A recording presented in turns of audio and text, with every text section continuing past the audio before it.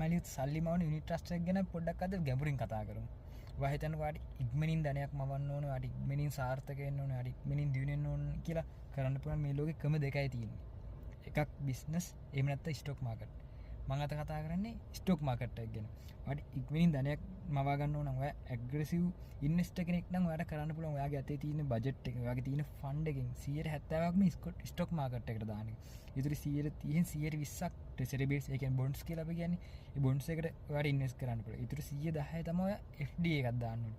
හරි. ඒ සේරම ඔයාට ප්ලෑන් එකක් ඇතුව හරියටම ඔයා නොදන්න දේවල් හරියට කරන්න පුළුවන් තැනක් තමයි යුනිට් ට්‍රස්ට් කියන්නේ. ඔයා හරියට දෙයක් කරගත්තොත් ලොකු ගාණක් ඔයාට හොයන්න පුළුවන් තැනක් තමයි යුනිට් ට්‍රස්ට් කියන්නේ. ඔයා හිතන්නකෝ පොඩ්ඩක් රිස්ක් එකක් ගන්න චුට්ටක් විතර බයයි. 150ක් හැබැයි ඔයාට මෙච්චර ගහන්නත් උනේ. ඔයා හැබැයි හදිස්සිකාරයෙක් නෙමෙයි කියලා හිතන්නකෝ. එහෙමනම් ඔයා කරන්න ඕනේ ඔයාගේ තියෙන ෆන්ඩ් එකෙන් 150ක් ස්ටොක් මාකට් එකට දාන්න ඕනේ. ඒ growth වෙන්න. ඔයාට යම් කිසි කාලේ growth වෙන්න 150ක් දාන්න.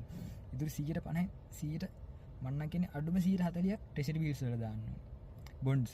ඉතින් 110 තමයි ඔයාට පුළුවන් වෙන්නේ FD එක දාන්න. ඔයා හිතන්නකෝ ඔයා පොඩ්ඩක් රිස්ක් එකක් ගන්න කොහොමද බය කෙනෙක් කියලා. එහෙනම් ඔයා ස්ටොක් මාකට් එකට යනවා කියන්නේ පොඩ්ඩක් විතර අමාරු වැඩක්. හැබැයි ඔයාට යුනිට් ට්‍රස්ට් එකක් කරා නම් කරන්නේ ඔයාට ඒ ගැන බය වෙන්න දෙයක් නෑ. මොකද ඒක ඒ ආයතන වල වැඩ කරන්නේම සුපිරිම මොලකාරයෝ. ස්ටොක් මාකට් එක ගැනම නිතරම ටච් එකේ ඉන්න අය තමයි ඒක ඉන්නේ. ඒ මැනේජ්මන්ට් ටීම් එක. ඔයාට ඒත් බය නම් ඔයාට පුළුවන් ඔයාගේ මුල් ෆන්ඩ් එකෙන් 130ක් ස්ටොක් මාකට් දාලා ඉතුරු 150ක්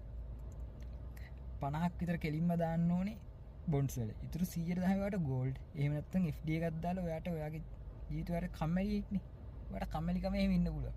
මම කියන්නේ කම්මැලින්ට ගොඩ යනවා නම් මේ යුනිට් ට්‍රස්ට් එක හොඳටම ඇති. මොකද නොදන්න දෙයක් ඒක ඉගෙන ගන්න ටයිම් එකක් නැත්නම් ඒක ඉගෙන ගන්න වෙලාවක් නැත්නම් ඒක ගැන ලොකු දැනුමක් නැත්නම් ඒ දැනුම තියෙන කෙනෙක්ට සල්ලි දීලා හරි අපි ඒ දේ කරගන්න ඕනේ.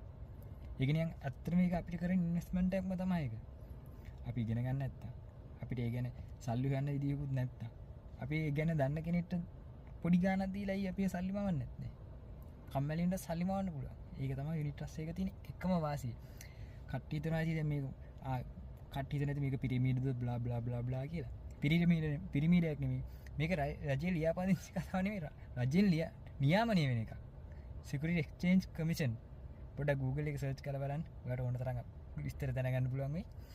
ඔන්න ඔහමයි යුනිට් ට්‍රස්ට් එකකින් ඉක්මනින්ම සල්ලි හොයන්න පුළුවන් සහ හිමීට සල්ලි හොයන්න පුළුවන් විදිහේ වෙනස. ඉතින් ඉස්සරහට මම තාම වීඩියෝ අරන් එන යුනිට් ට්‍රස්ට් ගැන. ඔන්න ඕක තමයි දල අයිඩියා එක.